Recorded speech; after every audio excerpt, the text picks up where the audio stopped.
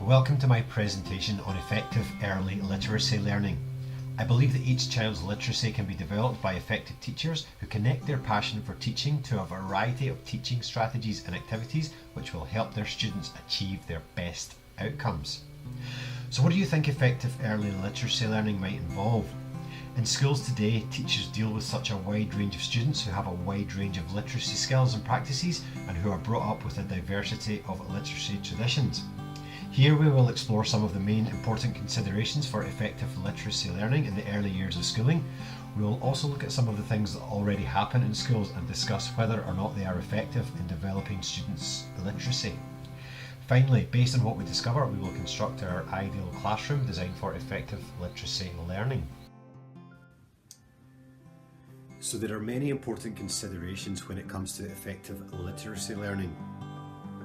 There are the functions of language, oral language skills, a wide variety of strategies on reading and writing, as well as studying digital texts, to name just a few. However, research has shown that although some teachers have a fundamental knowledge of literacy, this alone is not enough for effective literacy teaching. One of the key things about literacy learning is the individual child. Children come to school with different literacy abilities and at different stages in development. One of the most effective methods for literacy learning is connecting it to what the children already know and are interested in, and then teachers can begin the journey of developing each child's literacy learning. As a guide, we can look at this table on the phases of literacy development.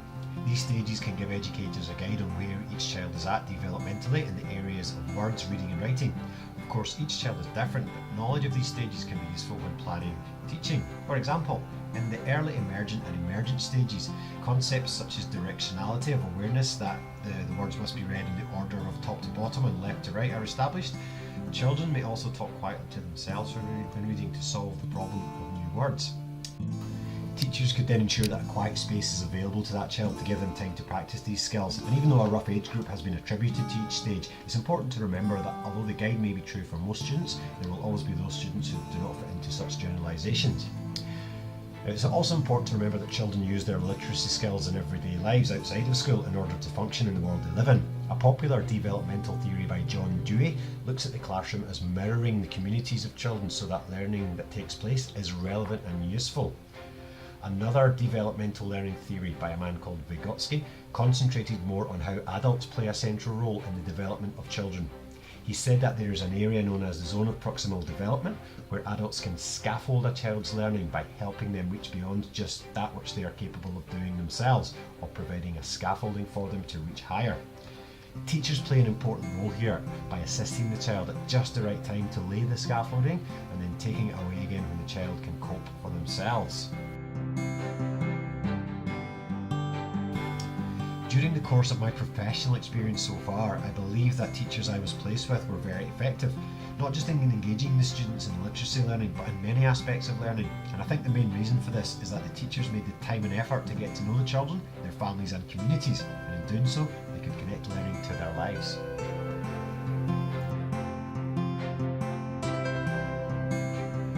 At one school, I noticed the grade 1 and 2 teacher speaking with many parents and carers before and after the class every day. She had created such a welcoming atmosphere that the parents would come inside the classroom pretty much every day before lessons began, just for a chat with the teacher.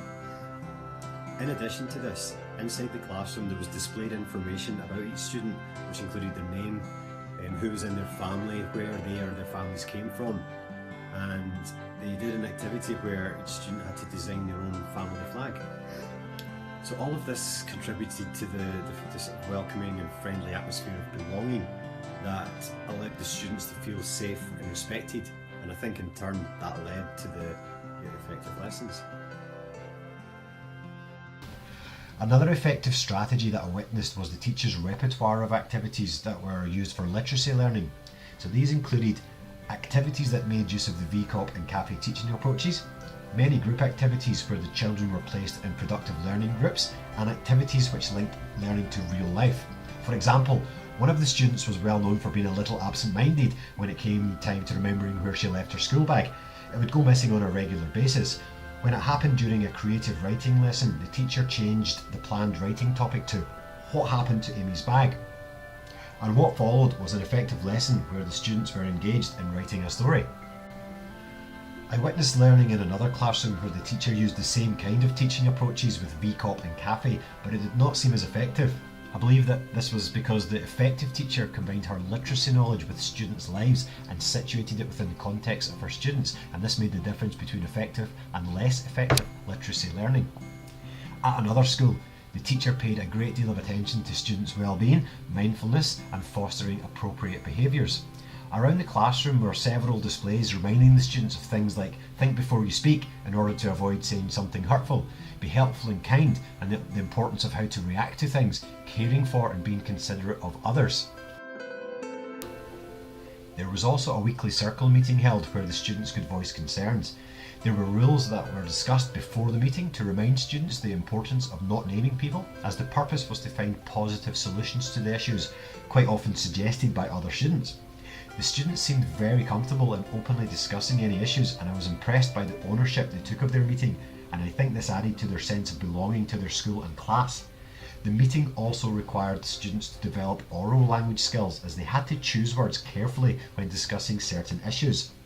I asked the teacher about all of this, and she said that at the moment the students that they have need these kind of well-being approaches. If many of their issues were ignored, then no learning would occur. She said that by using these strategies that students felt welcomed and respected at school, high expectations of them were set and effective learning could occur. Again, this worked not just for literacy learning but across all learning areas.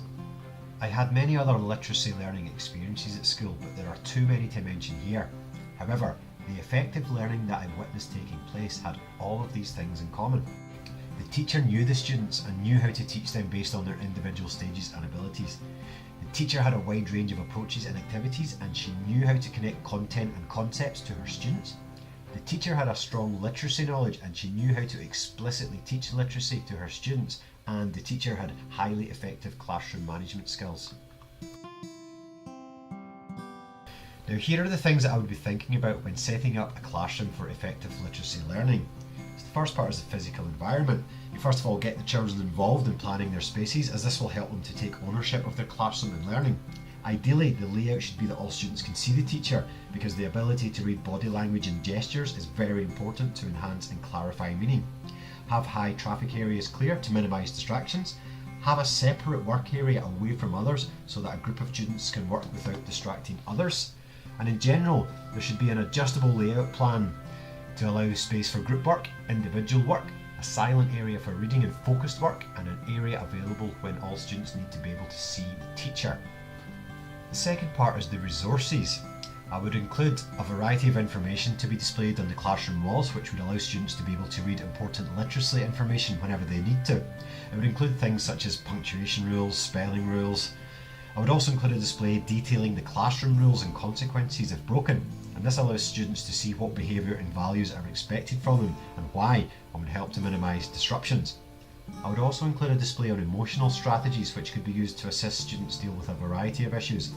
I witnessed this during professional experience for grade 1 and 2, and it was very effective. If the issues were not dealt with, for example, if a student was sad, frustrated or angry, then little learning would be possible for that student. I would also include a display on each student that shows the rest of the class things like where their families are from, what language or languages they speak at home, what the family likes doing together, and that this would help show everybody the similarities and differences in everyone, all of which would be celebrated. An exercise like this could give clues to the child's literate practices. Again, I witnessed this effective technique during professional experiences and was another of the many effective strategies used by the teacher. In addition to the school's library, I would have a variety of different books ready to use as resources. They could be used for many tasks and strategies, such as oral language practice, reading to others, time out if students needed to, and links to other learning areas as an appropriate strategy for dealing with difficult issues that may arise in the classroom. For example, the book I'm Australian Too by Mem Fox could address issues of diversity and culture. I would incorporate technology into the classroom for literacy learning. iPads, tablets, computers. This would draw on theories connecting the social world of children to literacy learning. In other words, they would use the same technology that they use in their world outside of school. So the third part is tasks and approaches. I would include a wide variety of tasks in my ideal classroom, such as shared book reading, word study, text comprehension, spelling and matching letters and sounds. But it's worth remembering that research shows that providing students with a variety of literacy learning tasks and having a good knowledge of literacy is not enough. The teacher must also have the ability to create a literate environment, have a wide range of strategies to scaffold learning and maintaining students' concentration on literacy tasks. I would attempt to foster a socially and culturally safe place for students to learn. This would also add value to any learning. And you could fill the class spaces with stories, both verbal and visual, and that would help to create an environment where literacy habits can grow, be sustained and endured. Examples could be inspiring poems or quotes displayed and short picture stories. Another approach would be to continually ask questions, such as how well does the classroom reflect the values, what message will the room convey to the children, how does the room reflect a sense of respect for all. And overall, I would try to provide an atmosphere in the classroom to excite the children about learning and excitement about who they are as learners. So it can be seen from this discussion that an ideal early literacy classroom includes many things, but I believe it would be worth the effort because it would help students become effective literacy learners for life. Thank you for watching.